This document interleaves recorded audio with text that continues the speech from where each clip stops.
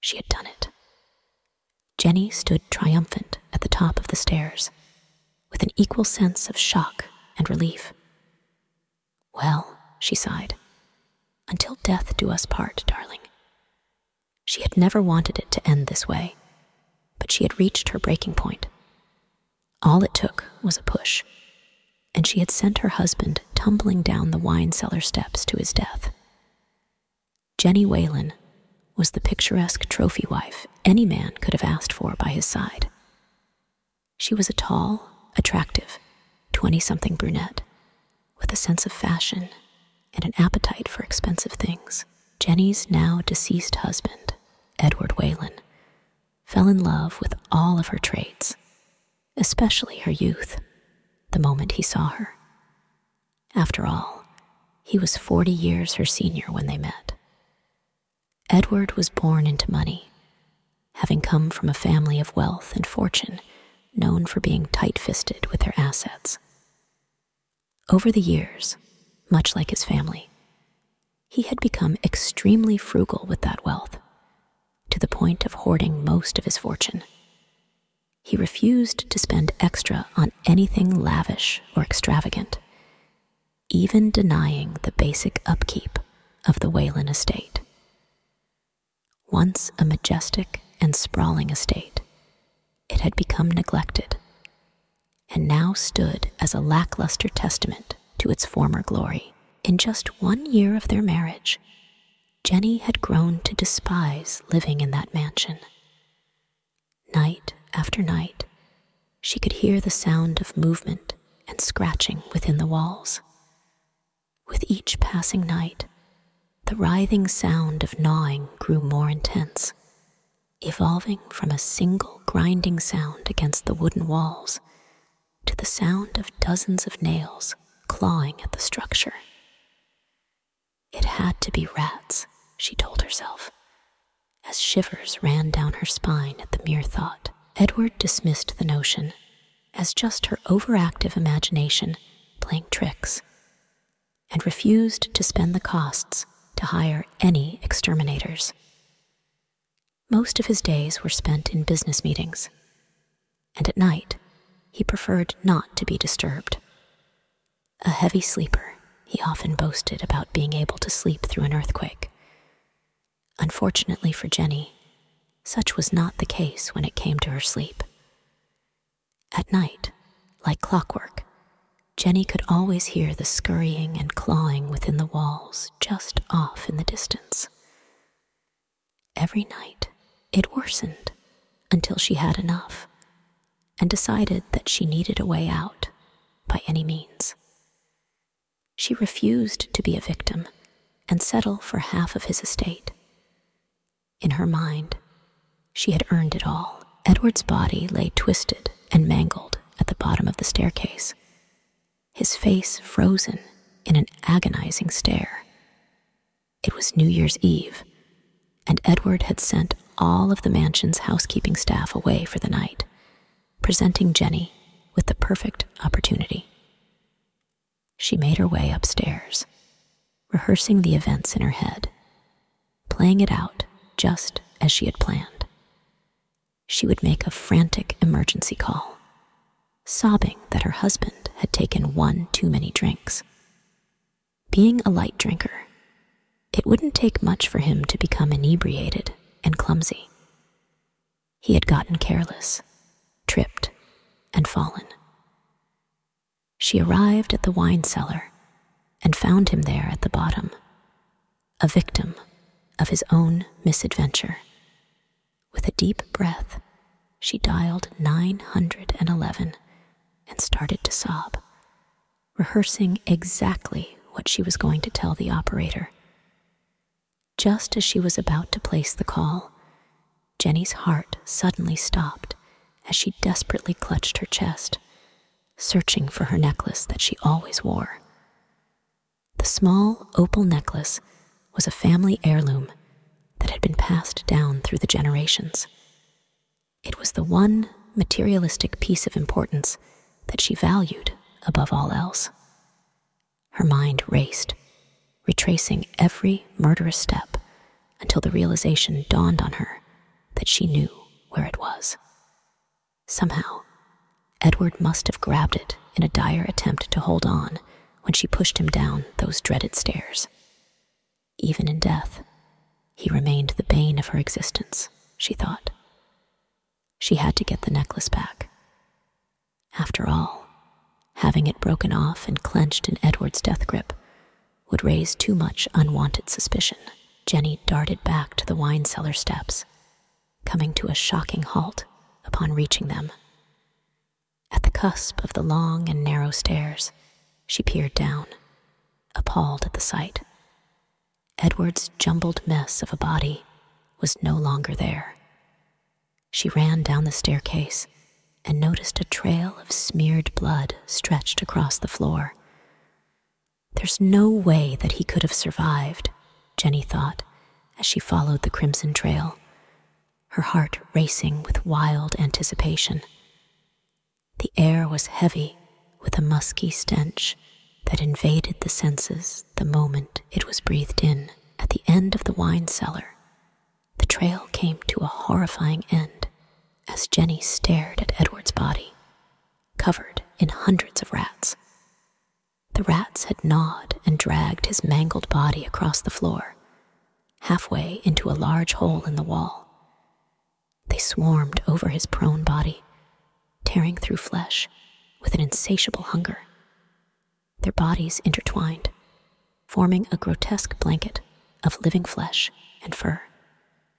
She let out a blood-curdling scream as the wave of rodents dragged Edward's body through the wall, deep into the recesses of the mansion. As they dragged him away, she caught a brief glimpse of her opal necklace still locked in Edward's death grip. For a split second, it shimmered like a glowing beacon amongst blood, teeth, and darkness. The horrible image was burned into the darkest corners of her mind. Jenny stood in shock, staring at the large hole in the wall where the horde of rats had retreated to. A wave of fear paralyzed her, drowning out every noise except for the infernal gnawing and scratching that echoed throughout the room. She knew that she had to go after the necklace before it was lost forever in a maze of brick and mortar. If she could recover her necklace, there was still a way to explain to the authorities what had occurred. Determined to succeed with her plan, she took a deep breath before braving the unknown and slowly set foot into the darkened hole. Guided only by her dimly lit phone, Jenny ventured through the labyrinth of narrow walls. Her elegant red dress tore on the side of a wall as she made her way deeper, while warm blood trickled down her leg, attracting the rats to investigate. Their beady eyes reflected a menacing glare in the darkness as they scurried around. The deeper she ventured through the walls, the closer she could see Edward's body being dragged off by the accursed vermin. The stench of blood and death lingered in the air with every passing step she took. A claustrophobic fear swept over her as she inched her way down the linear corridors, leaving her short of breath. The walls started to feel as if they were getting tighter, and the air around grew denser, making it hard to breathe. It was now almost midnight, and this was not how she had envisioned ringing in the new year. It had felt like an eternity traversing throughout the walls, always just a few feet behind Edward's body. With every labored breath, she grew just a few inches closer. The necklace was in her sights now. Jenny's heart pounded through her chest with anticipation as she forced her way through. She reached out, straining every muscle as her fingertips barely touched the necklace. Her hands desperately clawed to grasp the necklace until she finally felt it firmly in her possession. Just as she clutched the necklace, the flooring beneath her started to break and buckle under the weight. It suddenly collapsed, sending Jenny and Edward's rat-covered corpse barreling through the foundation. A wondrous mess of dust and debris rained down as Jenny came crashing down to the bottom with thunderous force. She lay motionless on the floor for a few minutes before attempting to get up. She could feel the rats scurrying around while she fumbled around in the dark, frantically searching for her phone. The sensation of warm blood rushed down her leg as she slowly stood up, shaken and bruised. The faint light from her phone flickered in the pitch black as she waved it around in a desperate attempt to illuminate the room.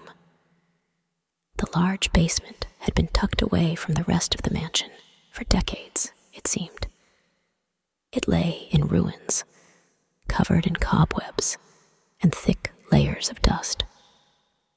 Jenny couldn't believe her eyes as she shone the light on hundreds of gold coins strewn about the floor. A vast collection of gold statues, jewel-encrusted heirlooms, and other expensive valuables were amassed throughout the room. A fortune of expensive treasure gleamed like a hopeful beacon of light in an ocean of darkness. Jenny had always known the Wayland family to hoard their fortune, but she never imagined it to be this extreme. An intense feeling of euphoria swept over Jenny like a whirlwind of intoxicating bliss. She started to laugh uncontrollably in the wake of the horror she had experienced upon realizing that all of this fortune was hers. Amidst the rubble of chaos and darkness, a sudden alarm cut through the air like a blade. Jenny's phone began to frantically ring and flash with a notification announcing the arrival of the new year. Startled, she stared at the cracked screen, which lit up in a vibrant display of fireworks and confetti emojis. It was midnight, and the only thing the new year heralded in was the masses of rats that poured out of the darkness, attracted to the sound like moths to a flame. A sea of matted fur and sickle teeth descended upon Jenny like an ocean teeming with ravenous hunger. From out of the darkest corners, the rats streamed in, converging on her. Jenny let out a terrifying scream, like a banshee, that resonated throughout the basement and reverberated up the walls of the old mansion. The blood from her cuts and gashes propelled the beasts into an uncontrollable frenzy. The droves of rats tore and ripped through her supple flesh with agonizing precision. She frantically tried to fight them off, lashing out to no avail. Their numbers were overpowering. Jenny reached out into the darkness, desperately trying to crawl away. She clutched a handful of gold coins as the relentless onslaught of rats, gnawing and feeding, continued. The vast fortune she had envisioned and coveted was now gripped in blood-soaked hands and drowned out by the perpetual darkness. Her anguished screams went unanswered, forever lost within the ill-fated walls.